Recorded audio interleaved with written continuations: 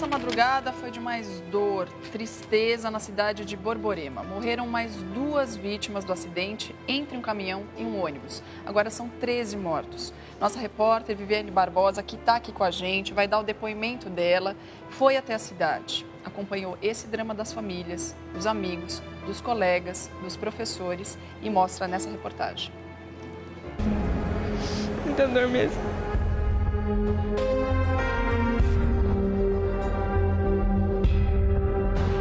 Uma cidade desolada. Foi uma tragédia terrível. A maior parte deles eu conhecia, estudava na mesma escola que eu. Famílias em estado de choque. Eu falei, mas o que aconteceu? Ele falou, aí teve um acidente. Eu falei, e a Gabi? Ele falou, eu não vi a Gabi. Eu procurei, eu chamei a Gabi, eu não vi a Gabi. Vem pra cá.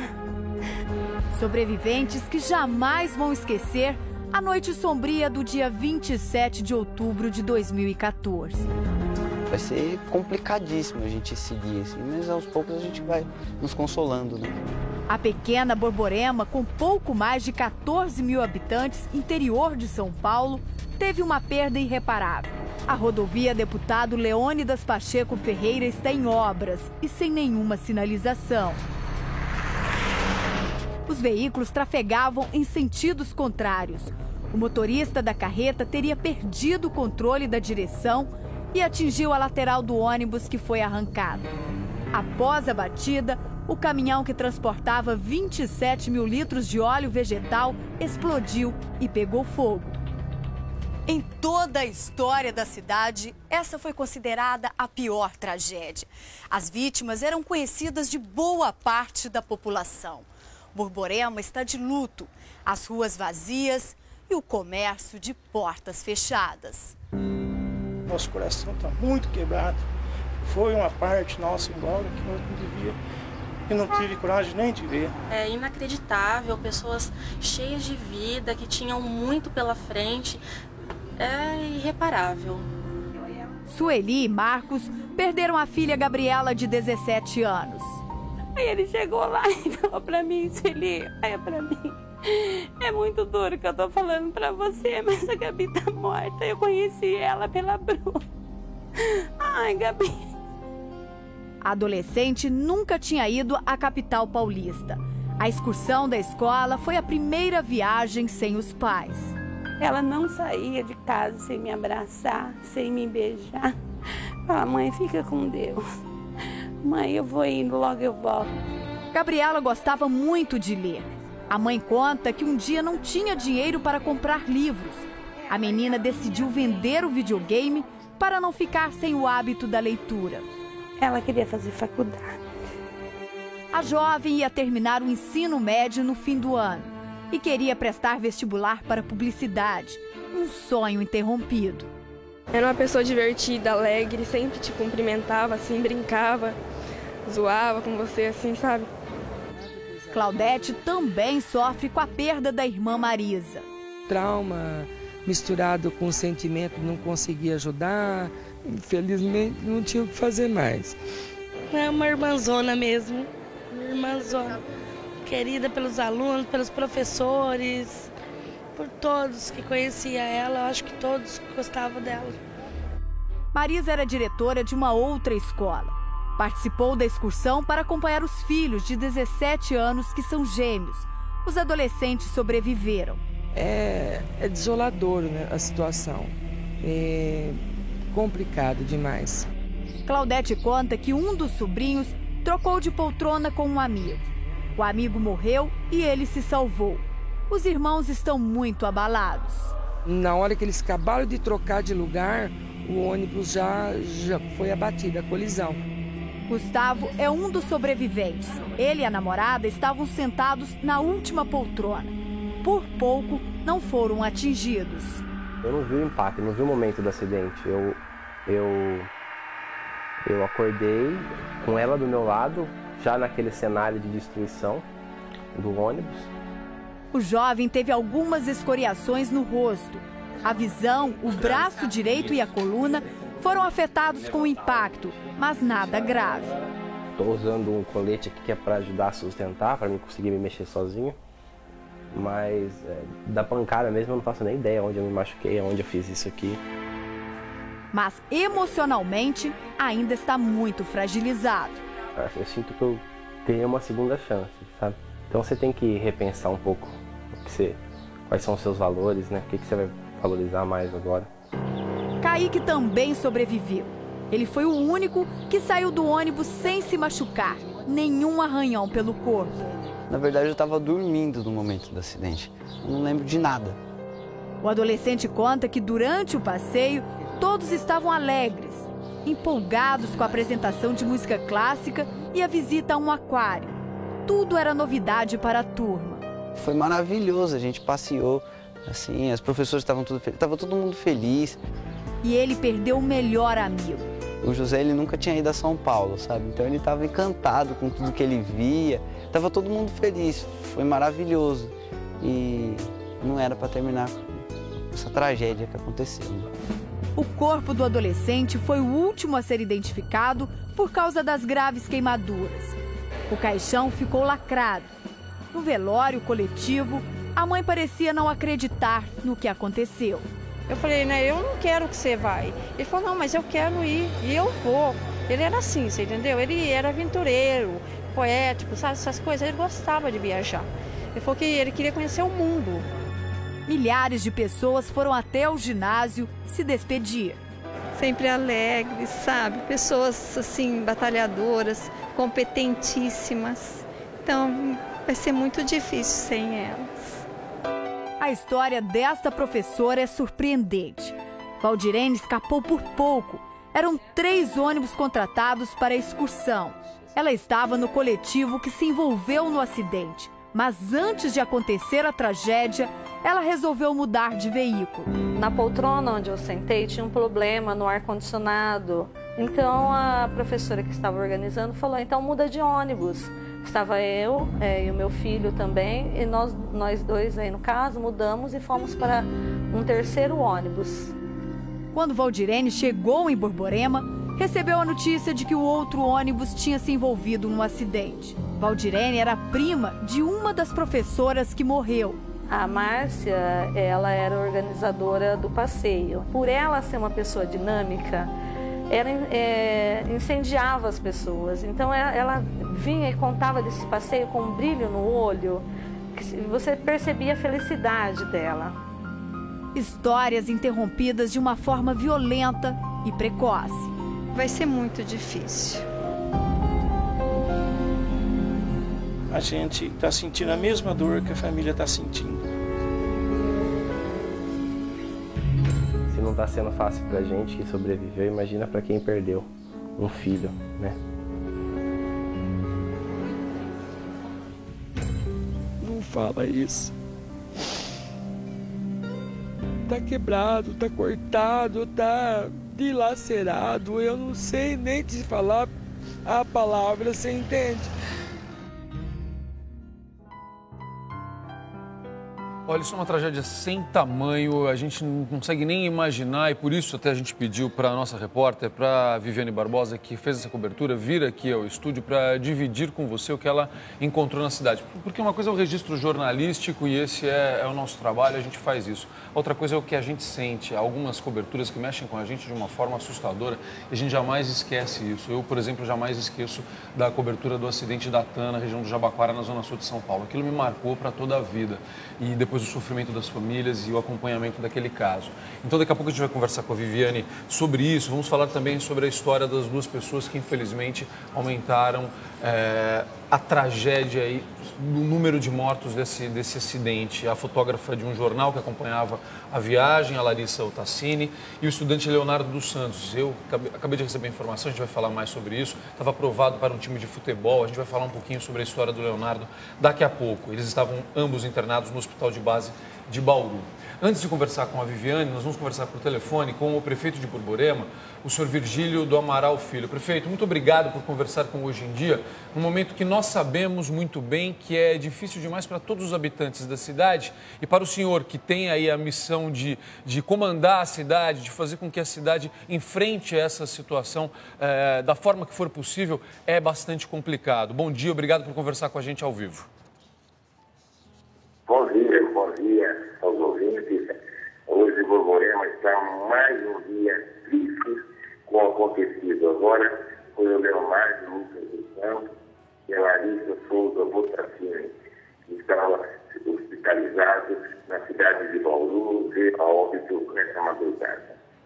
Prefeito, a gente sabe que o senhor decretou o luto oficial de 3 dias e isso é uma medida oficial, como o próprio nome diz, mas isso nem de perto consegue dimensionar ou dar a dimensão do real luto que a sociedade do seu município está vivendo agora, não é isso? Muito triste com tudo que está acontecendo, faz 2 dias, 3 dias, do que está acontecendo em Borborema. Na realidade, são 13 vítimas fatais, né? Os outros estão hospitalizados, ainda temos mais 2 na UTI, mas está estável a situação deles. A gente está muito triste com tudo que está acontecendo aqui na pequena cidade de Borborema. Prefeito, daqui a pouco a gente vai conversar com a nossa repórter que esteve no local do acidente e um dos temas que foram muito debatidos aqui por todos nós e pelos repórteres que estão fazendo essa cobertura também, a respeito da condição das estradas, especialmente da falta de sinalização no local onde aconteceu o acidente. Isso não diz respeito à prefeitura, naturalmente, mas eu imagino que o senhor tem informações sobre isso e se há alguma medida a ser tomada agora, a exigência de mais sinalização, de mais segurança nas estradas. O que o senhor sabe a respeito disso e o que está sendo feito, prefeito?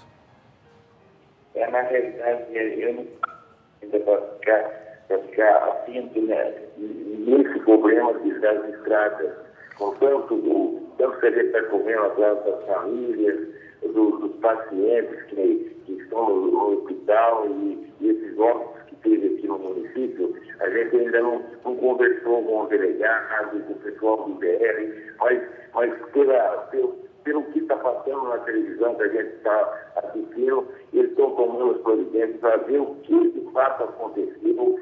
Vai ser os peritos, né, que estão fazendo as conclusões do que de fato aconteceu no lugar.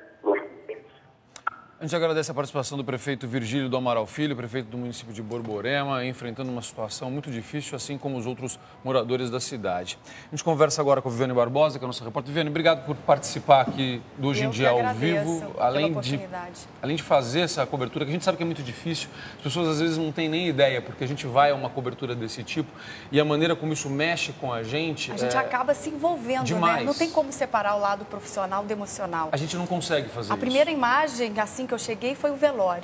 Então, aquele velório coletivo, as famílias ali chorando, a cidade toda comovida, filas e mais filas para ir lá dar um abraço, porque cidade pequena, a maioria das pessoas se conhece. Então, se não conhecia a vítima, conhecia um parente, um tio ou um pai. Então, a cidade, no dia seguinte, o comércio, assim, as portas fechadas, o clima mesmo de luto, assim, as ruas vazias. Sonhos interrompidos, né? Que isso que choca muito, assim. O Leonardo, por exemplo, que é um jovem que faleceu nesta madrugada, o sonho dele era ser jogador de futebol. Ele fez o teste para o clube de futebol Ituano, passou e já ia começar a treinar. Então, imagina para essa família, né? A mãe faleceu, a irmã é sobrevivente, a Carolina. A Larissa, outro caso também, que ela, fotógrafa, ela foi acompanhar a sobrinha nesse passeio. Ela veio a falecer nesta madrugada e deixou 2 crianças, um bebê e uma menina de uns 3, 4 anos. A gente vê também a Gabriela, que está na reportagem, eu falei com os pais. E o sonho dessa menina era ser publicitária. Ia se formar agora, né, no ensino médio. Pelos livros, né? Trocou o videogame pelos livros. A mãe falou que estava um pouco apertada financeiramente. E aí a filha não gostava muito de ficar incomodando, pedindo dinheiro. Ela resolveu vender o videogame para comprar os livros. E não conseguiu terminar de ler aqueles livros. Então, isso realmente choca muito. E uma coisa que a gente pede às autoridades, se estiverem vendo a gente, é o seguinte: a gente sempre fala de estatística e todo ano é igual. Não sei há quantos anos já a gente fala de acidente, fala de morte em estrada, enfim. Quando você vai lá, Vivi, e vê cada família, cada pessoa, porque não só destruiu a vida daquela pessoa que morreu, mas destruiu a vida da família. Nesse caso, você foi lá à noite também, existem faixas no meio da estrada, a gente viu que está sendo tudo recapeado, está sendo tudo feito. Você tem ideia de quanto tempo está demorando essa obra para ser feita? Então, a gente passou lá, passamos até a noite para ver como está a situação. Está em obra já há mais de um ano, é uma obra do governo do estado de São Paulo e não tem sinalização nenhuma. É um breu, você passa assim, ficar com o coração disparado, assim, passou a noite, não tinha iluminação, não tinha sinalização, não tinha nada. Nem iluminação nenhuma. Então, assim, é contar com a sorte. E no velório, algumas pessoas me abordaram e falaram que outros acidentes aconteceram ali. Só que esse, como eram muitos jovens, aí tomou uma proporção maior. Eu ia te perguntar sobre isso. As pessoas diziam para você no velório que tem medo, que quando passam ali sentem esse medo de ter o mesmo fim? Sim. Uma senhora me abordou e ela falou assim, olha, recentemente eu quase sofri um acidente com a minha família. Que a gente passa ali sem saber ali a poucos metros, não é quilômetros, poucos metros à frente, que a estrada é muito perigosa e essa obra não tem ainda uma data prevista, né, para terminar. Só para a gente entender, é um lugar onde eles precisam passar para se locomover da cidade para outros pontos? Sim, é uma rodovia bastante movimentada ali. Vivi, a gente acompanha isso e eu vejo que você está emocionada. E é impossível a gente não ficar emocionado numa situação como essa. E isso leva a gente, sem dúvida nenhuma, a cobrar mais das autoridades, porque esse é o papel do jornalista, esse é o papel do formador de opinião. Que apelo você faz como colega, eu te pergunto isso, você que foi lá e que viu a dor dessas famílias, porque mais do que a gente que está acompanhando daqui, sentindo isso e conversando com as pessoas por telefone, você foi até lá, então você viu isso acontecer e você viu isso que o Edu lhe questionou agora, a respeito da condição das estradas. E você foi daqui para lá de carro. O que você viu e o que você pode dizer para as pessoas agora, especialmente para as autoridades que são responsáveis por essas estradas? Eu vejo que isso não é uma fatalidade, e sim uma irresponsabilidade. Porque obras, claro, que devem ter sempre, que era um recapeamento da estrada, mas deveriam ter ali sinais luminosos, alguma coisa para sinalizar. Durante esse um ano e meio de obra, quantas pessoas podem morrer nesse lugar? Milhares de pessoas passam ali por dia. Então, isso é uma irresponsabilidade, porque uma obra tem que ter sinalização. Tem que ser feita com responsabilidade. Olha, a Viviane Barbosa, a nossa repórter. Viviane, muito obrigado pelo seu depoimento. Eu que agradeço. Parabéns pelo trabalho. E eu só queria agradecer à família da Gabriela, porque depois do enterro, eles estavam muito abalados, precisando descansar, e ainda abriu as portas da casa para a nossa equipe, e eles receberam a gente com o maior carinho, falou ainda da filha, ou seja, era um momento ali que, né... Está aqui a imagem da Gabriela. Eles precisavam descansar e ainda receberam a nossa equipe. Então, muito obrigada aí à família da Gabriela. A gente agradece. Obrigado, viu, Viviane? Olha, a gente vai conversar daqui a pouquinho. A Viviane falou sobre isso, sobre responsabilidade, sobre irresponsabilidade, sobre a necessidade de um cuidado maior. O trânsito mata demais no Brasil, demais mesmo, nas estradas, nas cidades. E daqui a pouquinho a gente vai conversar com o Dr. Maurício Januzzi, que é presidente da Comissão de Direito do Trânsito da OAB de São Paulo, sobre aumento de multas. A gente vai dar os dados para você daqui a pouquinho, aumento do valor das multas, com o objetivo, oficialmente com o objetivo, de reduzir o número de acidentes. A gente sabe que muitas vezes isso funciona assim, a gente só usa cinto de segurança, todo mundo passou a usar cinto de segurança por conta da multa, porque até então ninguém usava o cinto de segurança. A gente vai falar sobre o valor da multa, se isso pode ou não ter uma influência e pode ajudar a reduzir esses números que são realmente assustadores. Só um registro ainda sobre o acidente, portanto são 13 mortos até agora e ainda há 2 pessoas internadas. De acordo com informações que recebo da minha produção, o estado dessas pessoas é estável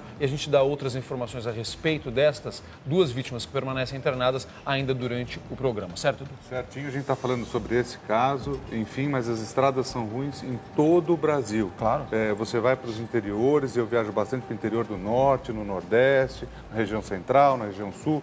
Quando você vai indo para o interior, as pessoas se arriscam sim nas estradas, é difícil viajar. Eu não viajo à noite, vocês sabem, eu não gosto de viajar à noite.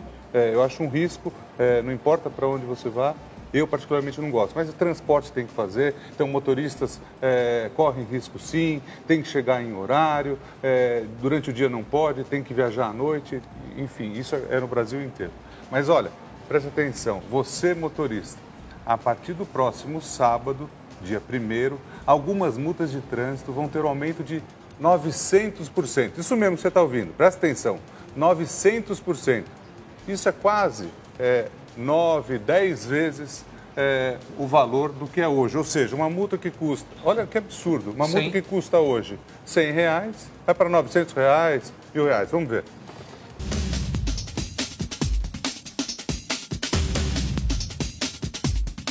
Os motoristas sabem que é errado e que a imprudência pode custar vidas. Mesmo com os riscos, invadem acostamentos, ultrapassam em locais proibidos, não respeitam o sinal vermelho e nem outras regras de segurança nas vias públicas. A partir deste sábado, 1º de novembro, vai doer no bolso desobedecer às leis de trânsito. Confira os novos valores das multas. A multa de ultrapassagem pelo acostamento hoje é de R$ 127,69. Esse valor vai subir para R$ 957,70, um aumento de 650%. Ultrapassar em local proibido, a penalidade hoje é de R$ 191,54. Agora, o infrator vai desembolsar R$ 957,70, aumento de 400%. Forçar ultrapassagem em locais de risco salta de R$ 191,54 para R$ 1.915,40. 900% de aumento. É o mesmo valor para quem disputa corridas, o popular racha. Se o condutor cometer uma mesma infração em 12 meses, a conta dobra. Ou seja, uma nova multa por ultrapassagem custará mais de R$ 3.800. Com a nova lei, quem participar de rachas pode ficar detido de 6 meses a 3 anos. Em caso de lesão ou morte provocados pelo racha, a pena pode chegar a 10 anos de prisão. Para o infrator sob efeitos de álcool ou drogas, a detenção será de 2 a 4 anos. O endurecimento das penalidades pretende diminuir a violência no trânsito, que deixou um rastro de quase 45 mil mortos em 2013. Entre janeiro e setembro deste ano, só nas estradas federais foram 126 mil acidentes. Segundo a Polícia Rodoviária Federal, as ultrapassagens indevidas são as campeãs das multas e responsáveis por 30% das mortes em acidentes. No Brasil inteiro, a ultrapassagem ilegal é uma prática assustadora. Neste ano, a Polícia Rodoviária Federal já aplicou cerca de 230 mil multas por esse tipo de imprudência. Bahia, Ceará, Goiás, Minas Gerais, Mato Grosso do Sul, Mato Grosso, Piauí, Paraná, Rio de Janeiro, Rio Grande do Sul, Santa Catarina e São Paulo são os estados mais multados. No primeiro lugar deste ranking está o Paraná, com mais de 40 mil multas por ultrapassagem proibida. Na maior cidade do país, em São Paulo, mais de 7 milhões de infrações foram registradas entre janeiro e setembro deste ano. 2,5 milhões de motoristas foram punidos por correr demais. A meta pretendida no Brasil é de reduzir em 50% as mortes em acidentes de carro até 2020. Será que conseguimos? Meu Deus, que imagens assustadoras. Afinal, você acha que aumentar o valor das multas vai reduzir os acidentes? Sim ou não? Entre lá no r7.com.br. Hoje em dia nós queremos saber a sua opinião a respeito disso. Será que isso efetivamente tem uma forma educativa de mostrar ao motorista o que ele não pode fazer? Quando ele sente no bolso, ele muda o comportamento? r7.com.br. Hoje em dia queremos saber a sua opinião. Vamos falar mais sobre isso? Vamos sim, para explicar melhor esse aumento, o que ele pode mudar de fato na nossa vida, na vida dos motoristas, nas ruas, nas estradas brasileiras. A gente recebe aqui o presidente da Comissão de Direito do Trânsito da OAB São Paulo, Dr. Maurício Januzzi. Bom dia, bem-vindo. Bom dia, obrigado pelo convite. Doutor Maurício, acho que a primeira pergunta que vem à cabeça de todo mundo que está assistindo a gente é: vai diminuir mesmo? Como que esse aumento no valor das multas pode diminuir? E a gente pensando nos valores, no dinheiro que vai entrar em caixa para o governo, Para onde vai esse dinheiro de fato? Eles têm uma lei onde os obriga a colocar esse dinheiro em algum lugar específico? Na realidade, o que regula tudo isso é o Código de Trânsito Brasileiro e as resoluções do Denatran e do CONTRAN. O grande problema que eu vejo é que, no primeiro momento, o impacto ele gera este efeito de redução destas ocorrências. Mas, com o passar do tempo, quando as pessoas vão esquecendo do valor da multa, que isso demora em 2 meses, elas voltam a cometer as mesmas infrações. O que significa dizer que aumentar o número ou aumentar o valor da infração não significa necessariamente que eu vou acabar com o problema de todos esses problemas que nós vimos aí no VT. Muito pelo contrário. O que vai fazer com que isso aconteça chama-se educação do trânsito, que está previsto no Código de Trânsito Brasileiro como matéria e disciplina obrigatória nos cursos escolares, na escola, né? Para formar, nós estamos aqui atrás, pelo menos 20 ou 30 anos, nós precisamos formar os condutores daqui para frente. Então, é a educação do trânsito, em primeiro lugar, fundamental, a fiscalização, ou seja, a polícia fiscalizando as infrações, as guardas municipais, os centros de trânsito dos municípios, fazendo com que haja a fiscalização efetiva diuturna. Sem essas duas questões básicas, eu posso colocar multa aí a 3 mil, 4 mil, 5 mil, que nós, já tomando gancho com isso, me parece que ela tem um conteúdo arrecadatório, ou seja, eu não estou preocupado com as vidas, eu não estou preocupado com o trânsito, estou preocupado com o dinheiro que vai entrar. Que vai para onde? Que é um dinheiro, que digo para vocês, que o Código de Trânsito Brasileiro carimba. Ele deve ser utilizado no sistema viário, ou seja, sinalização, estradas, obras, pagamento, por exemplo, dos policiais ou de concessionárias. Desculpa, o povo brasileiro cobra como? Porque assim, a multa chega na casa das pessoas, elas são obrigadas a pagar. O povo que só... Esse caso de Borborema, desculpa voltar nesse caso, mas, por exemplo, ali a gente sabe que à noite, quando tem qualquer obra, enfim, tem que ter uma sinalização, inclusive com luzes. Durante o dia tem que ter, é obrigatório ter a sinalização de pessoas sinalizando. Nesse caso, me parece que não havia. Essas vidas não têm valor. Para essas famílias, acabaram a vida delas, com certeza. Elas vão fazer o quê? Elas recorrem ao quê? O seguro que a gente paga, o DPVAT, elas vão receber quanto efetivamente por isso? Eu não discuto assim, nem valor, que para mim a vida não tem valor. Mas assim, elas vão receber quanto? Para o brasileiro ter uma ideia. Na verdade, assim, o seguro DPVAT paga por vida, ou seja, por um acidente fatal, R$17 mil, que é um pagamento feito e está concluído a parte do DPVAT. O grande problema do acidente lá de Borborema é o seguinte, é uma série de fatores. Então, a ausência de sinalização no recapeamento é um fator importante. Quem deve fazer a obra? A concessionária ou o Estado? A responsabilidade, e essas famílias devem acionar o Estado para obter uma indenização. Uma indenização que vai trazer a família ou o familiar ou a filha de volta? Não, mas pelo menos para que o Estado tenha consciência de que nas próximas obras ele deve sinalizar e cobrar essa sinalização. Doutor Januzzi, o que me preocupa bastante, o senhor falou sobre isso aqui, é que a gente gostaria, se realmente tivesse um efeito positivo, muito bem. Muito bem, se isso fosse funcionar e fosse reduzir o número de acidentes, perfeito, paga-se a multa. É o que a gente diz dos impostos, não é? Sim. Se o dinheiro voltasse, tudo bem pagar os impostos. A questão não é essa. A questão é que a gente tem de volta. E a mesma coisa vale para esse caso das multas. Se as multas são altas e isso tiver um efeito real de redução do número de acidentes, muito bem. Mas como o senhor disse, fica aquela sensação da tal da indústria da multa. Infelizmente, é essa sensação que a gente tem como contribuinte, como consumidor. A gente pode acreditar, então, como o senhor disse, num efeito imediato de 2, 3 meses, mas dificilmente, se outras medidas não forem tomadas, dificilmente isso realmente pode reduzir o número de acidentes. Só para a gente deixar claro isso. A conclusão é essa. O fato de aumentar o valor da multa não vai resolver o problema. Ele vai resolver o problema de arrecadação.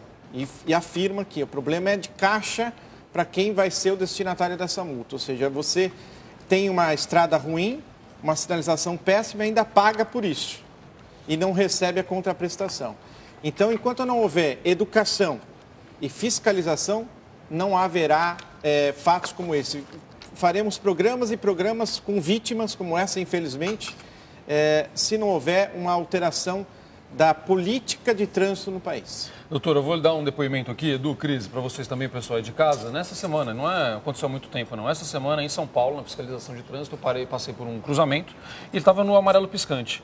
Uma confusão enorme, pedestre tentando atravessar e não conseguindo, motorista tentando cruzar e não conseguindo. Uma quadra depois, eu achei a fiscalização.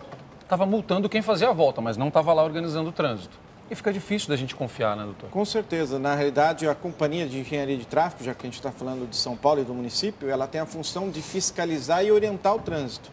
Multar é a consequência quando essas duas outras coisas anteriores não são feitas. Mas o que me parece é que se dá uma prevalência à multa do que à organização do trânsito e a fluidez do trânsito, que em São Paulo a gente sabe que é caótico. Vamos aproveitar que o senhor falou sobre isso, vamos rever então os valores das multas para você saber o que vai acontecer, portanto, com o valor das multas neste fim de semana. A ultrapassagem pelo acostamento vai de R$ 127,69, que é o valor atual, para R$ 957,70, mais 650% é o reajuste dessa multa. Ultrapassagem em local proibido, onde tem faixa contínua. Você não pode ultrapassar onde tem faixa contínua. Vai de R$ 191,54, o valor atual, para R$ 957,70. Neste caso, um aumento de 400%. Ultrapassagem, forçar local de risco. Você fazer uma ultrapassagem, o trânsito está parado ali, aí você tenta passar pelo meio, R$ 191,54 vai para R$ 1.915,40. Esse é um aumento de 900% nessa multa. Os rachas, um problema seríssimo em todo o Brasil. 12 meses, a multa dobra, ultrapassagem dobrada, vai lá, de 3 mil, vai para 3.830, de 1.900 alguma coisa para 3.830, tá ali, ó. Portanto, o aumento das multas a partir de 1º de novembro. Só reforçando essa última informação, gente, isso se você tiver a mesma infração. Então, por exemplo, você teve uma infração e em um ano, em 12 meses, você tem a mesma infração, uma infração grave como essa, o valor dobra. É a mesma coisa que acontece quando você não indica o nome do condutor, é a mesma coisa, você dobra o valor dessa infração. Fala, Edu. Não, esses 17 mil, se fosse que vai ser pago por vítima, se sofresse o mesmo reajuste, iria para 153 mil, eles deveriam fazer a mesma coisa também. Olha, para você que está chegando aqui agora, um bom dia para você, seja bem-vindo, seja bem-vinda. A gente está falando sobre a indústria das multas, porque é sobre isso que a gente está falando. A gente daqui a pouquinho vai ter uma entrevista exclusiva com a Shakira, fui até Barcelona, conversei com ela sobre maternidade, sobre tudo que está acontecendo na casa dela nesse momento tão especial. Contou que está grávida de mais um menino, daqui a pouquinho tem efeito sanfona. Hoje é o último episódio da Geis aqui. Será que ela emagreceu? Cumpriu o que ela tinha prometido? Vamos ver. Eu tô achando a Solange animada. Vamos ver o que vai acontecer daqui a pouquinho. E vamos falar da Fazenda, claro, porque hoje é dia de roça. Alguém vai ser eliminado. Resultado da enquete na tela pra gente. Vamos lá. Olha só, aumentar o valor das multas vai reduzir os acidentes? 56% não, 44% sim, está bem equilibrado. Queria fazer uma última pergunta, doutor, que quando a gente vê os guardas ali multando, eles recebem uma porcentagem por multa ou não? Não, não existe essa porcentagem oficial, existe a concessão da porcentagem da multa, isso é, a arrecadação quer para o município, quer para o governo estadual ou federal. Ou seja, eu não vi essa estatística de o quanto se arrecada e o quanto se investe em obras públicas. Né? Então eles recebem uma comissão? Não, não recebem comissão. Nenhuma, zero? Nenhuma, zero. Mas algum estímulo, doutor, por exemplo, para tipo, cumprir uma meta, por exemplo, de multas? Isso sim? A produtividade aí que não é oficial, é oficiosa, mas todo mundo sabe que existe. Portanto, mais multas aplicadas, ele não recebe por isso, financeiramente, mas, digamos assim, o status dele melhora. Ele recebe um retrato do funcionário do mês, vamos dizer assim. Perfeito, a estrelinha dourada. Isso. Só que isso não é assim que a gente conserta isso não, viu, gente? Isso é uma vergonha, não é dessa forma não. Educação no trânsito, o doutor falou aqui, frisou, isso é o mais importante. Tem que começar na escola, aí a gente muda, porque mudar agora é difícil, tem que mudar daqui a algum tempo. Uma coisa que não precisa enquete é se melhorar a qualidade das estradas, vai diminuir a quantidade de mortes? Sim, 100%, isso a gente tem certeza.